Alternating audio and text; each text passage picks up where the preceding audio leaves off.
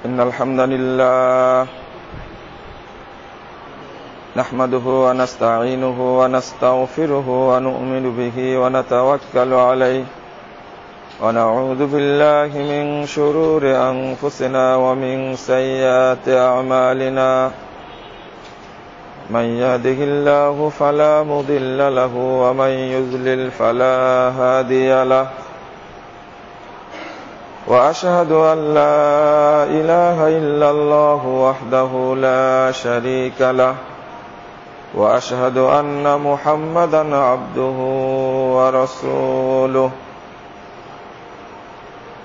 أما بعد فإن خير الحديث كتاب الله وخير الهدي هدي محمد صلى الله عليه وسلم وشر الأمور محدثاتها وكل محدثة بدعة وكل بدعة ضلالة وكل ضلالة في النار فقد قال الله تعالى في كلامه المجيد والفرقان الحميد أعوذ بالله من الشيطان الرجيم وأنفقوا مما رزقناكم من قبل أن يأتي أحدكم الموت فيقول رب لولا أخرتني إلى أجل قريب فأصدق وأكن من الصالحين ولن يؤخر الله نفسا إذا جاء أجلها والله خبير بما تعملون. عن أبي هريرة رضي الله عنه قال قال رسول الله صلى الله عليه وسلم تفتح أبواب الجنة يوم الاثنين واليوم الخميس ويغفر كل مؤمن ما لا يشرك بالله شيئا رواه مسلم. عن أم سلمة رضي الله تعالى عنها قالت ما كان النبي صلى الله عليه وسلم يصوم شهرين متتابعين إلا شعبان ورمضان رواه البخاري. যাবতীয় হামদ সানা মহান রব্বুল আলামিনের জন্য এবং যাবতীয় দরুদ ও তাসলিম বর্ষিত হোক শেষ নবী আহমদ মুস্তাফা মুহাম্মদ মুস্তাফা সাল্লাল্লাহু আলাইহি ওয়াসাল্লামের প্রতি। সম্মানিত মুসল্লিবৃন্দ, নফল সিয়াম ও তার ফজিলত এ বিষয়ে আপনাদের সামনে সংক্ষিপ্ত খুতবা পেশ করব ইনশাআল্লাহ। ওমা তাওফীকি ইল্লা বিল্লাহ আলাইহি তাওয়াক্কালতু ওয়া ইলাইহি উনীব।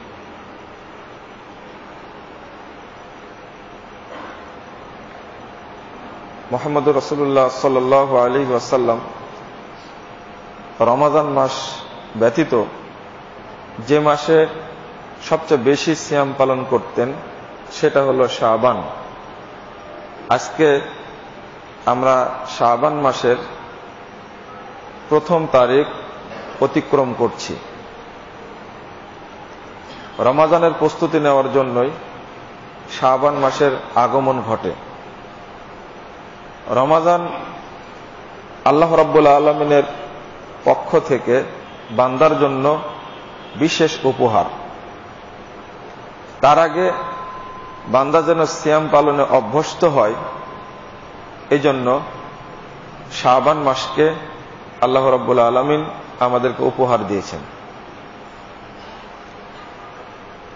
কিন্তু নফল সিয়ামের ব্যাপারে আমাদের যথেষ্ট উদাসীনতা আছে। নফল সিয়ামকে আমরা সিয়াম মনে করি না। মনে হয় যে আমি আপনি সম্পূর্ণ নিষ্পাপ, পাপ মুক্ত, নিষ্কলুষ মানুষ। রাসূলুল্লাহ সাল্লাল্লাহু আলাইহি ওয়াসাল্লাম তিনি এত সিয়াম পালন করতেন যে আপনি এই প্রশ্নের উত্তর পাবেন না যে আল্লাহ রাসূল বছরে নফল সিয়াম কয়টি করতেন, কোন কোন দিন নফল সিয়াম করতেন, এইটা যতটুকু বলা কঠিন। সিয়াম পালন করতেন না কোন কোন দিন, করতেন না কোন কোন দিন, এইগুলো খুঁজলে কম পাওয়া যায়। যেন তিনি সারা বছরে নফল সিয়াম পালন করতেন। ঠিক সাহাবীকে জিজ্ঞেস করেন, উমর রাদিয়াল্লাহু আনহু, আবু যার গিফারি, তারপর আব্দুর রহমান বিন আউফ রাদিয়াল্লাহু আনহুম, ওসমান রাদিয়াল্লাহু আনহু, সাহাবীদেরকে জিজ্ঞেস করলে দেখা যায়। তারপরে বারা ইবনে আযিব, ওই আবু হুরায়রা রাদিয়াল্লাহু আনহু, ইবনে ওমর, তারা যেন রাসূলুল্লাহ সাল্লাল্লাহু আলাইহি ওয়াসাল্লামের মতো তারাও যেন সারা বছরই সিয়াম পালন করতেন। মূল কথা, এই যে বরকত, এর যে ফজিলত, না করলে মানুষের মধ্যে তাকওয়ার ঘাটতি হয়, এইগুলো সম্পর্কে আমাদের তেমন জ্ঞান নাই। আর যদি কেউ মনে করে থাকেন যে ফরজ ইবাদতের মাধ্যমেই মুক্তি পাওয়া যাবে, অথবা নফলগুলো করা লাগবে না, তাহলে তো কোনো কথাই নেই। এমন মানুষ আছে কিনা সন্দেহ আছে যে শুধু ফরজ ইবাদতের মাধ্যমে কিয়ামতের মাঠে পার হয়ে যাবে, অত সহজ নয়। তখন নফল দ্বারা আল্লাহ রাব্বুল আলামিন নেকির ঘাটতিটা পূরণ করে দিবেন। তো নফল ইবাদতই নাই, আপনার ঘাটতি পূরণ হবে কি দ্বারা? মূলত দুইটা বিষয়। এক, নফল সিয়াম, নফল সাদাকা, এই দুইটা মানুষের জন্য যেমন পাপ মোচনের মাধ্যম, তেমনি জান্নাত পাওয়ারও মাধ্যম। একদিকে পাপ মোচন, আর একদিকে জান্নাত পাওয়ার মাধ্যম। যতগুলো বিষয় রয়েছে তার মধ্যে অন্যতম শ্রেষ্ঠ দুটা মাধ্যম, একটা হলো নফল সিয়াম, আর একটা হলো নফল সাদাকা, দান।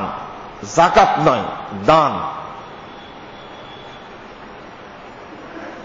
হাদিসগুলো উল্লেখ করলে বোঝা যায় বান্দাকে আল্লাহ জাহান্নামে দিতে চান না, বান্দাকে আল্লাহ জান্নাতেই রাখতে চান, জান্নাতেই দিতে চান, কিন্তু বান্দা সেই পদ্ধতি অবলম্বন করে না।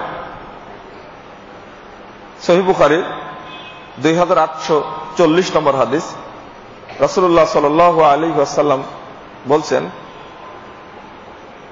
মান সামা ইয়াওমান ফি সাবিলিল্লাহ, যে ব্যক্তি আল্লাহকে সন্তুষ্ট করার জন্য একটা সিয়াম রাখে, মাত্র একটা। আপনি যদি সিয়াম হিসাব করতে চান, দেখবেন রমাদানের পর একটা মাস আছে, রমাদানের পর একটা মাস আসে, সে মাসটা হলো শাওয়াল। এই মাসে রাসূল সাল্লাল্লাহু আলাইহি ওয়াসাল্লাম 6টা সিয়াম রাখতেন। শাওয়ালের পরে আর একটা মাস আসে, সেটা হলো সিয়াম পালন করার মাস, সেটা হলো জিলহজ মাস। রাসূলুল্লাহ সাল্লাল্লাহু আলাইহি ওয়াসাল্লাম 1 তারিখ থেকে 9 তারিখ পর্যন্ত একটানা সিয়াম রাখতেন। এরপরে আর একটা মাস পাওয়া যাবে, সেটা হলো মুহররম মাস, 9, 10 তারিখ। রাসূল সাল্লাল্লাহু আলাইহি ওয়াসাল্লাম সিয়াম রাখতে বলেছেন, তিনি 10 তারিখ করে গেছেন। এরপরে আপনি অন্যান্য মাসের কথা, প্রতি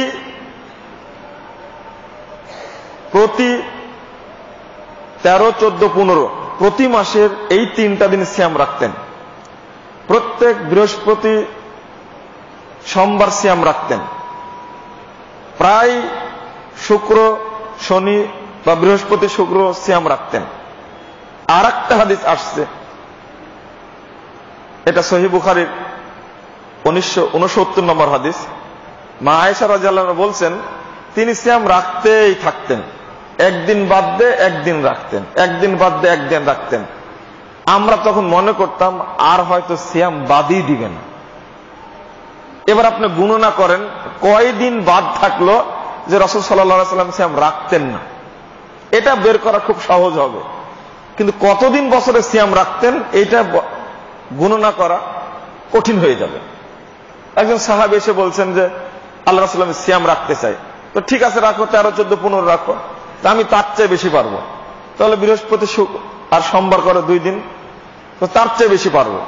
তাহলে করো তুমি শুক্রবার, শনিবার, বৃহস্পতিবার, শুক্রবার, কোনো সমস্যা নাই, তার চেয়ে বেশি পারবো।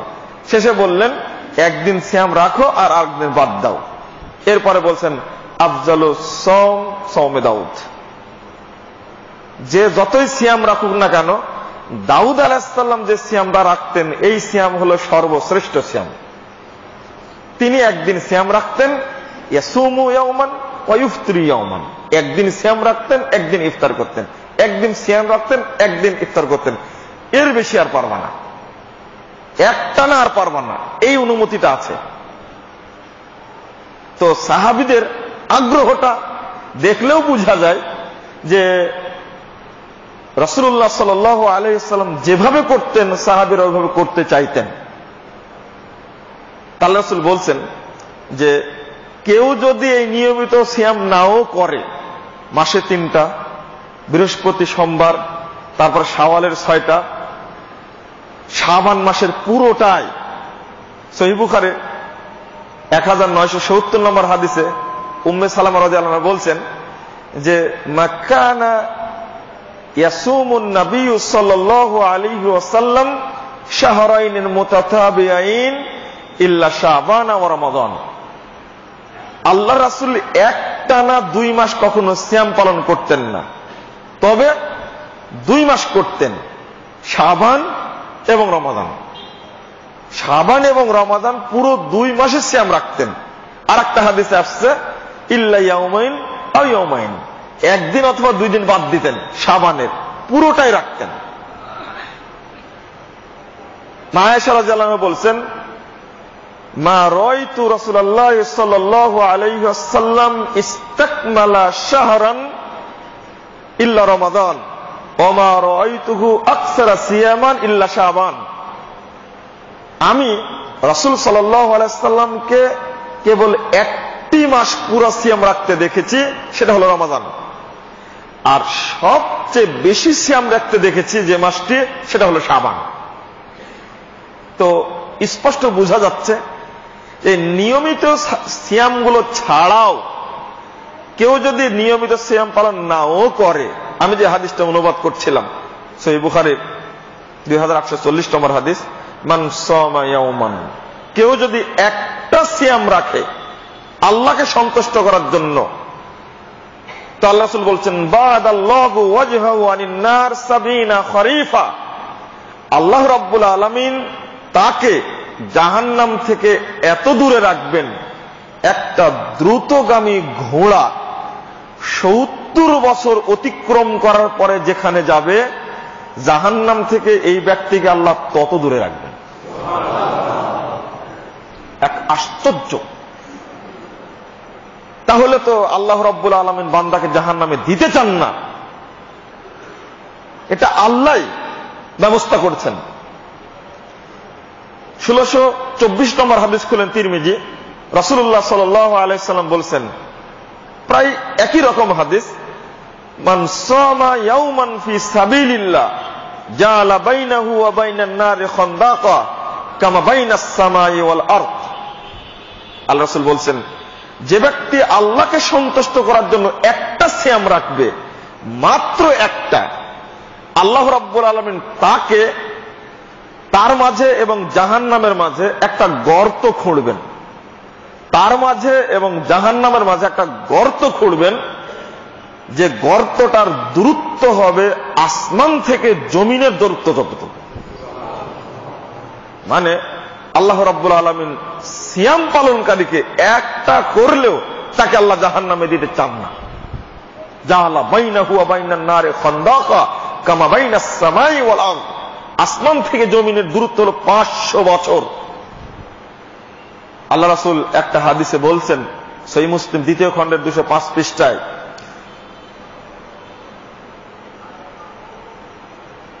ওয়াতুজাদু রিহুহা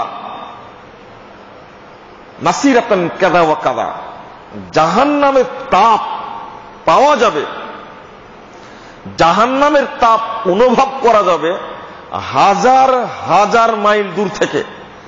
জাহান্নাম জ্বলছে এক জায়গায়, কিন্তু জাহান্নামের তাপটা পাওয়া যাবে মানে হাজার হাজার পথ দূর থেকে। এই হাদিস প্রমাণ করে। এই জন্য আল্লাহ রাব্বুল আলামিন ব্যবস্থা করেছেন, যে ব্যক্তি সিয়াম পালন করে জাহান্নামে তো যাওয়া দূরের কথা, জাহান্নামের তাপও অনুভব করতে পারবে না। যদি সিয়াম নফল সিয়াম তার থাকে, ও তাপ অনুভব করতে পারবে না। তো রাসূলুল্লাহ সাল্লাল্লাহু আলাইহি ওয়াসাল্লাম আমাদের বাঁচার জন্য পথ সৃষ্টি করেছেন, কিন্তু ওই পথ আমরা অবলম্বন করি না। আল্লাহ নবী আরেকটি হাদিসে বলছেন, কিয়ামতের দিন যখন একজন ব্যক্তির ফায়সালা হয়ে যাবে জাহান্নামে, ও জাহান্নামে যাবে, ফায়সালা হয়ে গেছে, একে বাঁচানোর 2টা পথ, সবচেয়ে শর্টকাট পথ 2টা। একজনের জাহান্নাম ওয়াজিব হয়ে গেছে, জাহান্নামে যাবে, রাসূল সাল্লাল্লাহু আলাইহি ওয়াসাল্লাম এই ব্যক্তিকে বাঁচানোর জন্য শর্টকাট 2টা পথ আছে বলে দিয়েছেন রাসূল সাল্লাল্লাহু আলাইহি ওয়াসাল্লাম। 1, বাইহাকি শুআবুল ঈমান 1839 নম্বর হাদিস, সিয়াম বলবে, আয় রব ইন্নী মানাতুহু তামা বিন নাহার ওয়া শাহওয়াত, আল্লাহ আমি দিনের বেলায় এই লোকটিকে খেতে বাধা দিয়েছি, এই লোকটিকে প্রবৃত্তি অনুযায়ী কাজ করতে দেইনি, যা ইচ্ছা তাই করবে এটা আমি করতে দেইনি। ফাশাফিনি ফি, শুধু আমার কারণে, অন্য কোন কারণে না, শুধু আমার সুপারিশের কারণে, অন্য কারণে সে জাহান্নামে গেছে, ওগুলো সব বাদ।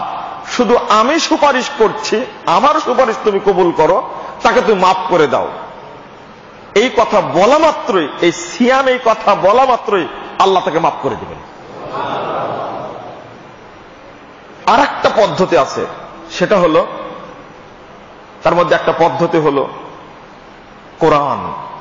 যদি কারো কোরআন তেলাওয়াত থাকে, যদি কারো কোরআন তেলাওয়াতের নেকি থাকে, কোরআন হলো কালামুল্লাহ, যে যত ইবাদত করুক না কেন, কোরআন তেলাওয়াতের মতো শ্রেষ্ঠ ইবাদত পৃথিবীতে আর কিছু নেই। কোরআনই সবচেয়ে বড় ইবাদত, তেলাওয়াতটা হলো সবচেয়ে বড় ইবাদত। কারণ হলো কোরআন হলো কালামুল্লাহ, কোরআনের সবচেয়ে বড় মর্যাদা, কোরআনের সবচেয়ে বড় মান হলো, কোরআন হলো কালামুল্লাহ। আল্লাহর সিফাত যেগুলো আল্লাহর কাছেই সংশ্লিষ্ট, কিন্তু একটা সিফাত আল্লাহ রাব্বুল আলামিন বান্দাকে দিয়েছেন, সেটা হলো আল্লাহর কালাম। যখন বান্দা বলছে বিসমিল্লাহির রহমানির রহিম, যখন বলছেন আলহামদুলিল্লাহ রাব্বিল আলামিন, তখন বান্দা যেন মনে করে এটা সরাসরি আল্লাহর সিফাত এবং এটা সরাসরি আল্লাহর কালাম। আল্লাহর মুখমণ্ডল আল্লাহর কাছে আছে, আল্লাহর হাত আল্লাহর কাছে আছে, কিন্তু আল্লাহ রাব্বুল আলামিনের সিফাত হিসাবে একটা জিনিস বান্দাকে দিয়েছেন, সেটা হলো কালামুল্লাহ। এজন্য কোরআন বলবে জাহান্নামের ফায়সালা হয়ে গেছে, কিন্তু কোরআন বলবে আয় রব ইন্নী মানাতুহু নাওমা বিল-লাইল, আল্লাহ আমি এই লোকটিকে রাত্রে কোরআন ঘুমাতে বাধা দিয়েছি, কোরআন পড়ার কারণে লোকটি ঘুমাতে পারেনি, ফাশাফিনি ফি, শুধু আমার কারণে লোকটাকে তুমি ক্ষমা করে দাও, শুধু আমার কারণে লোকটা ক্ষমা করে দাও। রাসূল সাল্লাল্লাহু আলাইহি ওয়াসাল্লাম বলছেন কোরআন এই কথা বলা মাত্রই লোকটি ক্ষমা করে দেওয়া হবে। আপনি আরেকটা হাদিস শুনেন, 1400 নম্বর হাদিস আবু দাউদে, নবী মুহাম্মদ সাল্লাল্লাহু আলাইহি ওয়াসাল্লাম বলছেন, তোমরা সূরা মুলকটা পড়ো, তোমরা সূরা মুলকটা পড়ো, তোমরা সূরা মুলকটা পড়ো। কেন? আল্লাহ রাসূল বলছেন যে ইয়াগফিরু লিসাহিবিহা ইয়াশফাউ লিসাহিবিহা হাত্তা ইউগফারা লাহু, মানে জাহান্নাম ওয়াজিব হয়ে গেছে, লোকটি জাহান্নামে যাবে, এটা সূরা মুলক জানতে পারার কারণে, এটা সূরা মুলক জানতে পারার কারণে সূরা মুলক আল্লাহর কাছে চলে যাবে। তো আল্লাহকে বলতেই থাকবে যে আল্লাহ লোকটাকে তুমি ক্ষমা করো, আল্লাহ লোকটাকে তুমি ক্ষমা করো। বলতে বলতে বলতে বলতে বলতে ততক্ষণ বলতে থাকবে হাত্তা ইউগফার লাহু, যতক্ষণ তাকে আল্লাহ ক্ষমা না করবেন ততক্ষণ বলতে থাকবেন। যখন ক্ষমা করে দিবেন তখন লোকটা জান্নাতে চলে যাবে। এটা সূরা মুলক। রাসূলুল্লাহ সাল্লাল্লাহু আলাইহি ওয়াসাল্লাম বলছেন, তোমরা সূরা মুলক পড়ো। 10,545 নম্বর হাদিস। একটা হাদিসের কিতাবের গ্রন্থের নাম ইমাম নাসাইর সংকলিত আল কুবরা, অনেক বড় হাদিসের গ্রন্থ। নাসাই কুবরার মধ্যে এসেছে হাদিসটা। রাসূল সাল্লাল্লাহু আলাইহি ওয়াসাল্লাম বলছেন, যে ব্যক্তি সূরা মুলক নিয়মিত পড়ে মারা যাবে, নিয়মিত পড়ে মারা যাবে। সূরা মুলকের আরেকটা নাম আছে হাদিসে, সূরা মুলকের আরেকটা নাম আছে হাদিসে, সেটা হলো সূরাতুল মানিআহ, প্রতিরোধকারী সূরা। মানে যে ব্যক্তি সূরা মুলক পড়ে পড়ে মারা গেছে, এই লোকটি কবর দেওয়া মাত্রই সূরা মুলক পাহারাদার হিসাবে কবরের কাছে চলে আসবে। আল মানিআহ, যখনই আযাবের ফেরেশতা আসবে তখন বলবে, এই আমি এখানে পাহারাদার। বলুন, আল্লাহর কালাম বেশি পাওয়ারফুল না ফেরেশতা বেশি পাওয়ারফুল?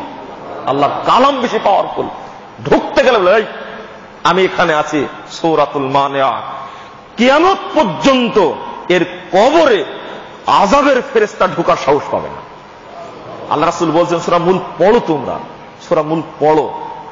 তবে কোরআনের ফজিলত এমন জিনিস যে একটির ফজিলত বললে মনে হবে যে এটা পড়াই ভালো, আবার যখন আরেকটা বলা হবে তখন বলে যে ওইটা বাদ দেয়, এটা পড়াই ভালো।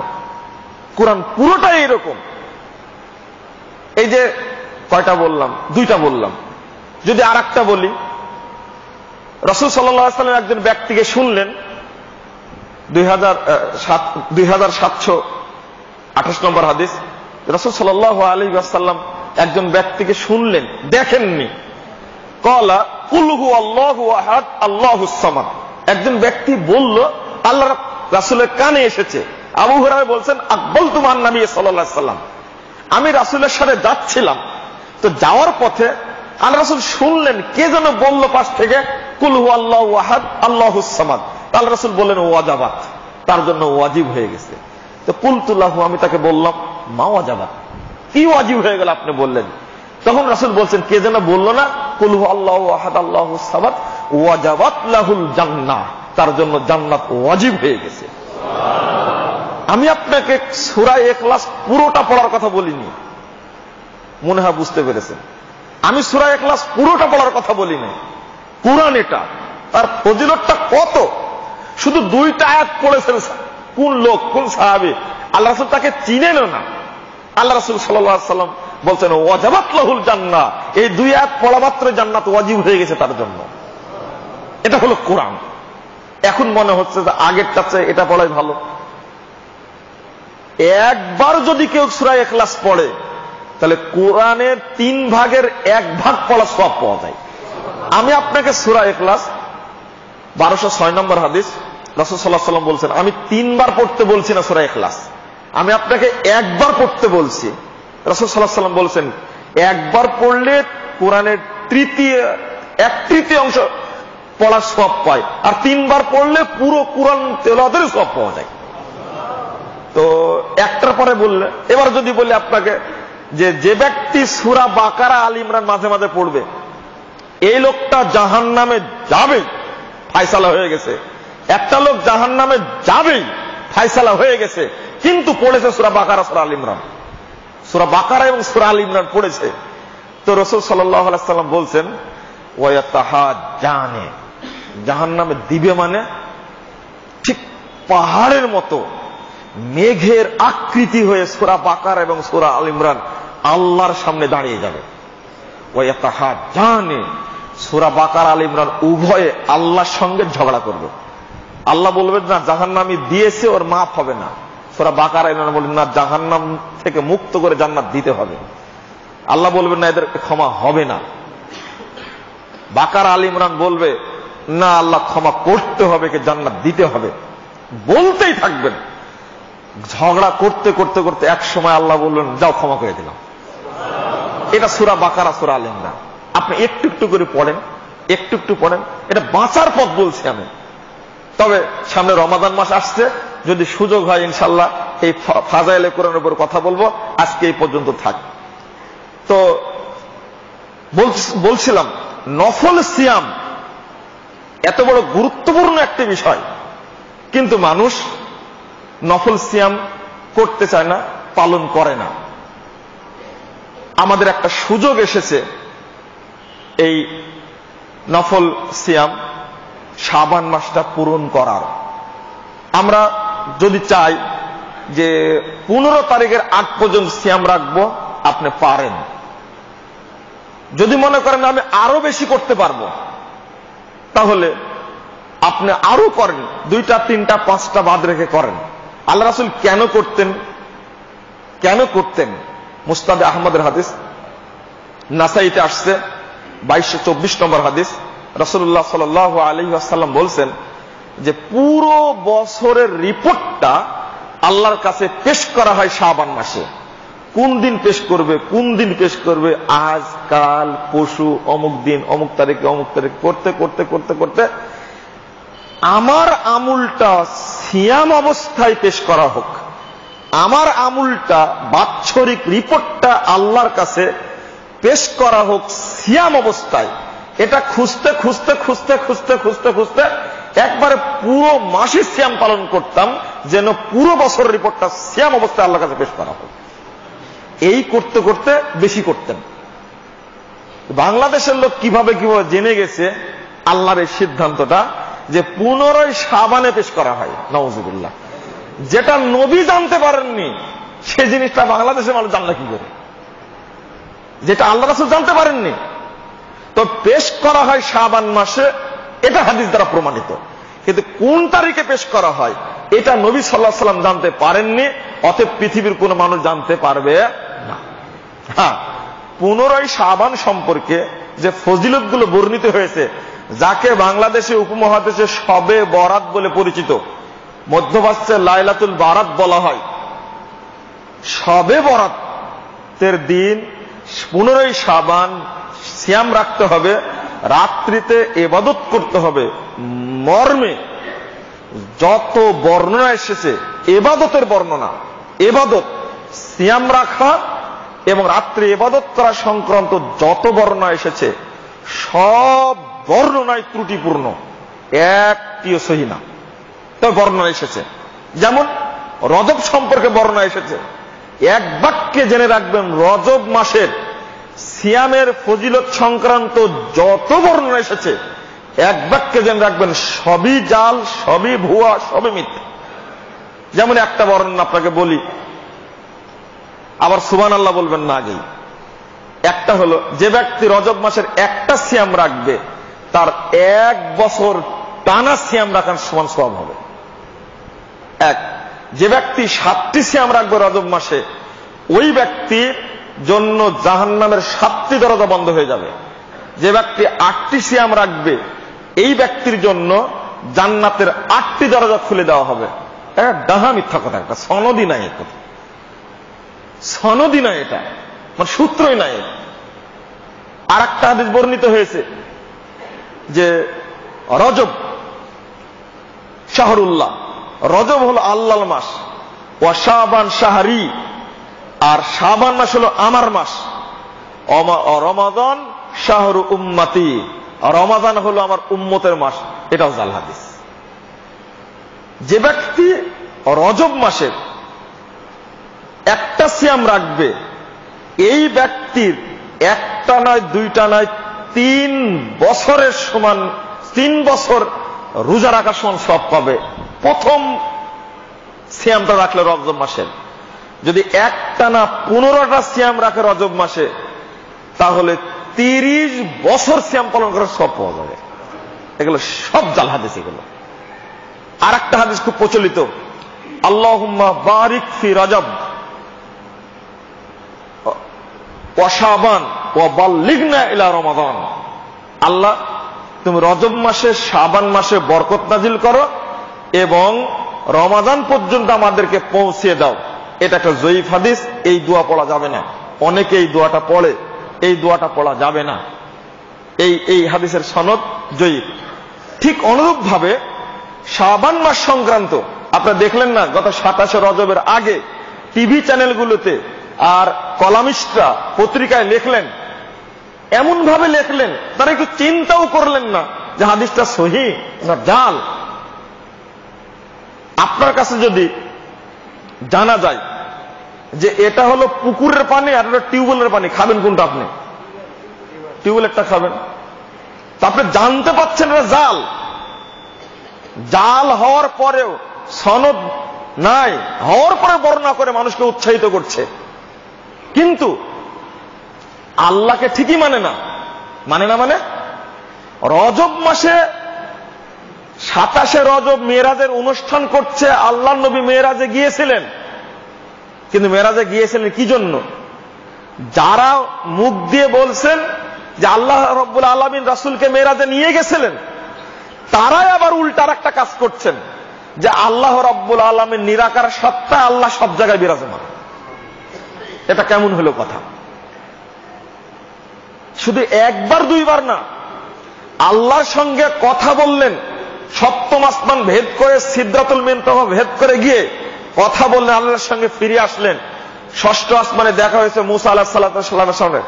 মুসা আলাইহিস সালাম বললেন, মুহাম্মদ তোমার আল্লাহ কি বললেন? 50 ওয়াক্ত সালাত ফরজ করেছে আমার উম্মতের উপরে। বলছে আমি উম্মতকে চিনি, তুমি যাও, আবার তোমার উম্মত পারবে না। এটা গেলেন, আবার যাওয়ার পরে 5 ওয়াক্ত কমাই দিল। কত কমাইছে? 5 ওয়াক্ত। আবার যাও। এইভাবে কয়বার গেলেন? 9 বার গেছেন। কোন হাদিস আসতে 5 বার গেছেন। কোথায় যাচ্ছিলেন?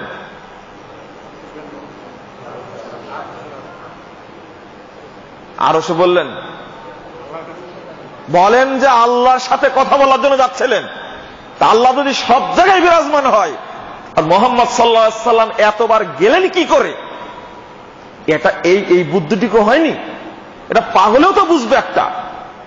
অথচ তারাই ওয়াজ করে যে আল্লাহ সব জায়গায় থাকেন, আল্লাহর দৃষ্টি এবং আল্লাহর ক্ষমতা সব জায়গায় থাকে। কিন্তু আল্লাহর সঙ্গে কথা বলতে গেলেন, এই ঘটনাটা আমি বর্ণনা করছি বটে, কিন্তু উল্টা বলছে যে আল্লাহ রাব্বুল আলামিন সব জায়গায় থাকেন। দুর্ভাগ্য, জাতির জন্য দুর্ভাগ্য এটা। তো রমজান মাসের আগে যে শাবান মাস আসছে, আপনারা চেষ্টা করুন এই মাসটাতে সিয়াম পালন করার। বেশি বেশি করে সিয়াম পালন করুন। একটা হাদিসে যদিও আসছে, এজা ইনতাসাবা শাবান ফালা তাসুমু, শাবান মাসের অর্ধেক হয়ে গেলে আর সিয়াম রেখো না। শুধু 15 শাবান যদি কেউ সিয়াম রাখে, শুধু 15 শাবান যদি কেউ সিয়াম রাখে, তাহলে এই নেকির বদলে পাপ হবে। যদি এই দিনে কেউ অনুষ্ঠান করে, একটা কথা প্রচলিত আছে যে এই দিন সিয়াম রাখলে, ভালো খাওয়া দাওয়া করলে সারা বছর ভালো খাদ্য খাওয়া যায়। শাবান মাসের ছুটি হবে, আগামীকাল ক্যাম্পাস। রাজশাহী বিশ্ববিদ্যালয়ের একটা ঘটনা বলছি। এক মুরব্বী, বহুদিন থেকে দেখছি, একবারে আমরা দাদি বলে সম্বোধন করতাম, নানি বলে সম্বোধন করতাম। ও ফকির মানুষ, এসে ভিক্ষা করত। তো বাবা 1 টাকা দাও, আগামীকাল ক্যাম্পাস বন্ধ থাকবে। ওর মাথায় চিন্তা হলো এই যে আজকেরটাও সংগ্রহ করতে হবে, আগামীকালকেরটাও সংগ্রহ করা লাগবে। আমি বললাম যে কালকে কেন বন্ধ থাকবে? ওই যে শাবান মাস, আর কিছু ভালো খেতে হবে, যেন আল্লাহ সারা বছর একটু ভালো খাওয়াই। ফকির নিয়ে আমাকে এই কথাটা বলছে। তো আমি বললাম যে তোমাকে তো 7 বছর দাও ভিক্ষা করতে দেখছি এইভাবেই, তো তোমার ভাগ্য তো পরিবর্তন হয় না। তখন এই বৃদ্ধা মহিলা বলছে যে বাবা, হুজুরেরা বলে তাই একটু ভালো খাওয়ার চেষ্টা করি। তুমি তো 7 বছর যাবত দেখছো, আমি 30 বছর যাবত ভিক্ষা করছি, আমি ওই রকমই আছি। একটা ফকিরের কথা। তো তুমি তো দেখছো 7 বছর যাবত, কিন্তু আমি বাবা ভিক্ষা করেছি 30 বছর যাবত, আমার ভাগ্যের কোনো পরিবর্তনই হয় না। প্রতি বছর শাবান মাস আসে, সিয়ামও রাখি, রাত্রে ইবাদত করি, অন্তত ½ কেজি হলে একটু গরুর গোশত দিয়ে ভাত খাওয়ার চেষ্টা করি। এই মহিলা সাক্ষাৎকার শুনে আমি হতবাক হলাম। রিপোর্টই ভুল দিয়েছে। বলেন তাকদীর কি কোনো পরিবর্তন হয়? এটা ভুল রিপোর্ট গোটা দেশেই প্রচার করা হয়েছে। ওই দিনে আবার গোসল করে কোনো ব্যক্তি সালাত আদায় করে ভিজা কাপড়ে, গোসল করে যদি ভিজা কাপড়ে কেউ সালাত আদায় করে, ওই রাত্রিতে সরাসরি নাকি কোন বিধবার স্বামী পর্যন্ত নাকি উপস্থিত হয় সেখানে। এটা কল্পনা। 1000 রাকাত সালাত আদায় করতে হবে, তাও কোথায়? মসজিদে না, যত খানকার মাজার আছে সেখানে গিয়ে। কে শিখালো এটা? দিবস আসে মানুষকে মুশরিক বানানোর জন্য। আর অন্যান্য দিবসগুলো যেটা আছে, আপনার পহেলা বৈশাখের একটা ফালতু অনুষ্ঠান সৃষ্টি করে গোটা দেশটাকে একটা নূরামির স্বর্গরাজ্য তৈরি করেছে, নাউজুবিল্লাহ। অনুরূপ ভাবে ধর্মের নামে চলছে মানুষকে মুশরিক বানানোর একটা পায়তারা, যে না 15 শাবান এই সিয়াম রাখা যাবে না, এর থেকে আমাদেরকে দূরে রাখতে হবে। বরং রাসূলের সুন্নাত চালু রাখতে হলে 1 তারিখ থেকে শুরু করে নিয়ে 15 তারিখের আগ পর্যন্ত যার যতটুকু সাধ্য, যতটুকু ইচ্ছা সিয়াম পালন করবে। তবে কেউ যদি নিয়মিত পালন করতে গিয়ে কোন মাসে পালন না করতে পারে, কোন শাবান মাসে সিয়াম যদি পালন না করতে পারে, আল্লাহ রাসূল গুরুত্বের দিক দিয়ে বলেছেন শাবান মাসের একটা সিয়াম, অন্য মাসে 2টা সিয়াম। শাবান মাসের একটা সিয়াম, অন্য মাসের 2টা সিয়াম। একজন সাহাবী করতে পারেননি, আল্লাহ রাসূল বললেন ঠিক আছে, রমাদান শেষ হলে 2টা সিয়াম পালন করে নিও। শাবান মাসের একটা মর্যাদা দেওয়া হয়েছে, একটা সিয়াম 2টা সিয়ামের মতো।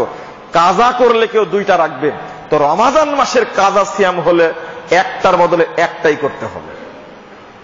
রমাদানের মর্যাদা অনেক বেশি, তবে একটা সিয়াম কাজা করলে একটাই করা লাগবে।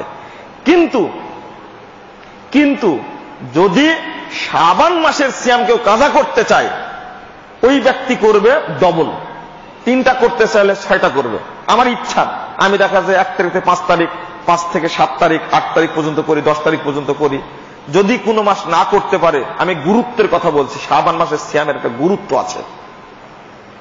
তো আমরা যখন এই আলোচনাগুলো উপস্থাপন করে থাকি মানুষের সামনে, আলহামদুলিল্লাহ হাজারো মানুষ, লাখো মানুষ গোটা দেশে চেঞ্জ হচ্ছে আস্তে আস্তে, আলহামদুলিল্লাহ আরো চেঞ্জ হবে। হক কথা বলাটা এখন খুব কঠিন হয়ে গেছে, হক কথা বলাটাই কঠিন হয়েছে। আবার উল্টা দিকে যাচ্ছে। উল্টা দিক কেমন বন্ধুরা? আবার উল্টা দিক বলতে গিয়ে আমি একটু ইঙ্গিত দিতে চাচ্ছি। যখন হক কথা শুনে টেকনাফ থেকে তেঁতুলিয়া পর্যন্ত লাখো মাজার পূজারী, কবর পূজারী, এই সমস্ত খানকা পূজারী, যেখানে মানুষ মাটি দিয়ে মানুষের ইবাদত করা হতো, সেখান দিয়ে আল্লাহকে পূজা করার জন্য মসজিদ তৈরি করা হচ্ছে। কিন্তু ইতিমধ্যেই পিছনে লেগে গেছে একটা শ্রেণী, যে এই হকের দাওয়াতটাকে বন্ধ করে দিতে হবে। আমরা তো একটা হাদিসের ব্যাপারে স্পষ্ট, লা তাযালু তায়িফাতুম মিন উম্মতি যাহিরুল হক লা ইয়াদুররুহুম মান খাযালাহুম হাত্তা ইয়াতামরুল্লাহুম কাযালিক। সর্বদা একটি কাফেলা হকের উপরে বিজয় থাকবে, তাদেরকে কেউ ক্ষতি করতে পারবে না, হাত্তা ইয়াতামরুল্লাহুম কাযালিক। ইতিমধ্যেই কিয়ামত চলে আসবে, তারা ওইভাবেই থাকবে। এই হাদিস দ্বারা বোঝা যায় পৃথিবী ধ্বংস হওয়ার আগ পর্যন্ত এক শ্রেণীর মানুষ আল্লাহ প্রদত্ত হক অনুযায়ী মানুষের সামনে দাওয়াতি কাজ করবে ইনশাআল্লাহ। এই হাদিস প্রমাণ করে। কিন্তু যতই গালিগালাজ করুক না কেন, জঙ্গি কারা? এদেশে অপবাদ দিয়ে দিল আহলে হাদিসরা হলো জঙ্গি। আহলে হাদিসদের উপরে খড়গ চাপানো হলো, এরাই নাকি মাদ্রাসা মসজিদ তৈরি করে থাকে ইহুদি খ্রিস্টানদের টাকায়। এই কথাগুলো যে লোকটি বললেন কিছুদিন আগে, ইসলামিক ফাউন্ডেশনের ডিজি, সেই মানুষটি জঙ্গিবাদদের বিরুদ্ধে কথা বলার জন্য শেষে যখন আর পারল না, তখন মক্কার ইমামকে নিয়ে এসে জঙ্গিবাদ ঠেকানোর চেষ্টা করলো। তারা কারা? তারা কারা? মক্কা মদিনার 2 হারামের ইমাম, তারা হলো সালাফি আকীদার, আহলে হাদিস আকীদার মানুষ। যখন ঠেকানো গেল না, তাদেরকে দাঁড়ায় আবার নিয়ে এসে প্রচার করা হলো যে হ্যাঁ মক্কার ইমাম বলেছেন জঙ্গিবাদ হারাম। আরবিতে তিনি কি বলেন অনুবাদ শুধু জঙ্গি আর জঙ্গি করা হচ্ছে। ভালো বুঝলাম, শুধু জঙ্গিবাদ ঠেকানো না, আহলে হাদিসদেরকে সময়ে কাজে লাগে। বউকে তালাক দিয়েছেন তো, আর বউকে নেওয়ার মতো বুদ্ধি নাই। ফতোয়া কোথায় নিতে হবে?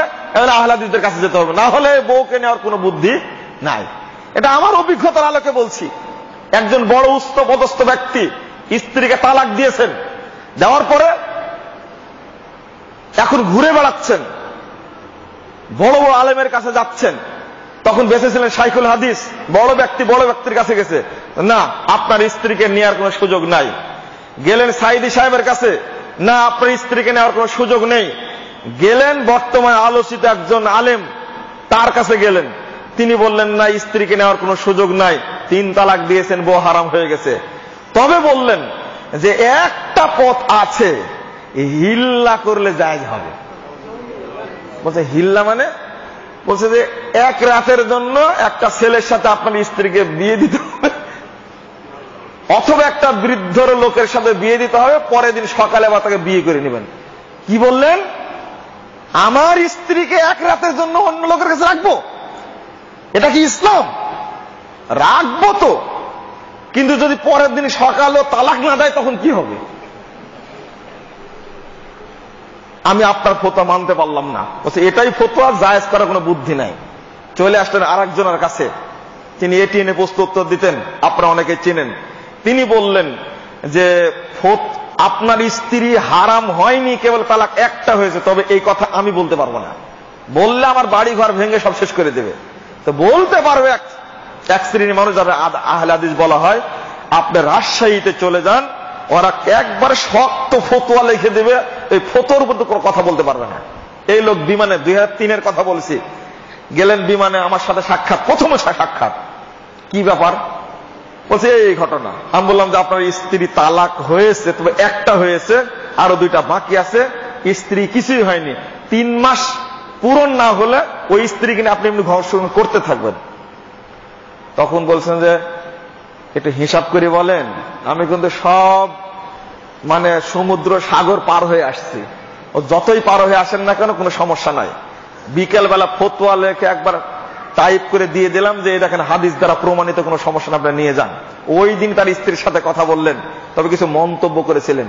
আমি যাদের কাছে গেছি তারা বাংলাদেশের শীর্ষস্থানীয় আলেম, তবে একজন আলেম পরামর্শ দিলেন যে আপনার স্ত্রী হারাম হয়নি, আপনি যান ফতোয়া পাবেন, তবে আমি ফতোয়া দিলে আমার বাড়ি ঘর ভেঙে দিবে তারা। তো অবশ্যই লাগে আহলে হাদিসদেরকে, আহলে হাদিসদের শুনে এমনি লাগে না, আরো লাগে। চ্যালেঞ্জ নিলে কেউ এই চ্যালেঞ্জ গ্রহণ করার সাহস পায় না। শুধু যুগে যুগে আহলে হাদিসরা এই চ্যালেঞ্জ গ্রহণ করেছে। গোলাম আহমদ কাদিয়ানি এই বদমাশটা যখন শেষ নবী বলে দাবি করলো, দীর্ঘদিন চলে যায়, কেউ তার সাথে কথা বলার সাহস পায় না, কেউ কথা বলে না। কিন্তু আহলে হাদিস পণ্ডিত মানুষ, শেরে পাঞ্জাব ফাতেহ কাদিয়ান সানাউল্লাহ অমৃত রাহিমাহুল্লাহ, তিনি শোনার পরে বললেন, কে এত বড় কথা বলে, কে শেষ নবী বলে দাবি করে, মানে চলো ওনাকে মুবাহালা করে বাহাস করবে। চলে গেছে। যাওয়ার পরে গোলাম আহমদ কাদিয়ানি কোরআন খুলে দেখাচ্ছে, দেখো আমার নাম আহমদ, আল্লাহ বলেছেন ইসমুহু আহমদ, শেষ নবী হবে আহমদ। তখন বলছে তোমার নাম আহমদ, গোলাম নাকি শুনেছিল গোলাম আহমদ? না না না, আমার নাম আহমদ, এই দেখো কোরআনই বলছে আমি হলাম শেষ নবী। তখন সানাউল্লাহ মৃত রহিমাহুল্লাহ বলছেন যে এ তো কম শয়তান না দেখতেছি। তখন বলছে তুমি কি জানো আমি আল্লাহ? আল্লাহ মানে? আমার নাম আল্লাহ তুমি জানো না? তাতে কি হয়েছে? তুমি আল্লাহ হলে কি হয়েছে? কি হয়েছে মানে আমার মতো আল্লাহ তোমার মতো গাধাকে নবী করে পাঠায়নি। ঘটনা ফাইনাল। ওদের নবী বলে দাবি করলে শেষ নবী, যুক্তিতে আশ্চর্য।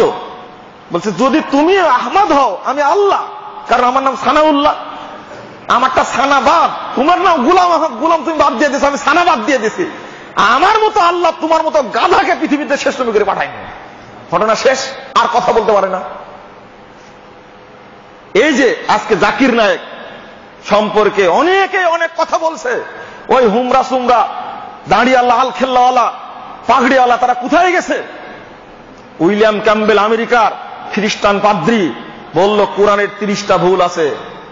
জাকির নায়েক বললেন, শোনার পরে বলছে 30টা ভুল আছে মানে কি কি ভুল ধরেছে? উইলিয়াম ক্যাম্বেলকে চ্যালেঞ্জ। একটা ডাক্তার মানুষ, কেন হাটহাজারের আলেম ছিল না, দেওবন্দের আলেম ছিল না, সাহারানপুরের আলেম ছিল না, নওদাতুল আলেম ছিল না, কই উইলিয়াম ক্যাম্বেলের চ্যালেঞ্জ গ্রহণ করতে পারেনি কেন? জাকির নায়েক বললেন, কোথায় সাক্ষাৎ হবে সেখানে যাব, চলো। কোরআনের ভুল ধরার সাহস কোথা থেকে পেল? যেগুলো কোরআনের ভুল ধরেছে জাকির নায়েক সেগুলো বাইবেল থেকে সত্যতা প্রমাণ করে বলল, বাইবেল সত্য না আপনার কথা সত্য, দুইটা। যদি আপনার সত্য হয় বাইবেল মিথ্যা হয়ে যাবে। কিসের বাইবেলের পণ্ডিত আপনি? পরে ফেল ফেল করে টাকা আছে উইলিয়াম ক্যাম্বেল বাইবেল থেকে দলিল দিয়ে দিল, কোরআনের তো সত্য সত্যই, বাইবেলের কথাও সত্য, আপনি খ্রিস্টান পণ্ডিত না। শেষে বাধ্য হলেন যে কোরআনের 30টা ভুল আছে, কথা ঠিক না, কোরআনই ঠিক, আমার তথ্যই ভুল। উইলিয়াম ক্যাম্বেল স্বীকার করলেন। 97 সালে এই উক্তি পেশ করেছে, 97 উক্তি পেশ করেছে, কারো সাহসে নেই কথা বলার। 2004 শুনতে পেলেন জাকির নায়েক যে এই ঘটনা কোরআনের ভুল ধরেছে, মর্দে মুজাহিদের মতন একেবারে মঞ্চে বসায় উইলিয়াম ক্যাম্বেল সাইজ করেছেন। আপনি দেখেননি টিভিতে? শ্রী শ্রী রবিশঙ্কর খুব বাড়াবাড়ি করছিল, কিন্তু ধরে ফেলেন আচ্ছাদারে। কই আর টুপি আলাদা ছিল না, আর দাঁড়িয়ে আলাদা ছিল না। ইহুদিরা বলে দিল এক সময় কোরআনের সব আয়াত সত্য, তবে একটা আয়াত মিথ্যা আছে, নাউজুবিল্লাহ। কি আয়াত? সূরা ইউনূসের 91 নম্বর আয়াত। আল্লাহ যে বললেন যে ফেরাউনের লাশ আমি রেখে দেব, কিন্তু কই লাশ?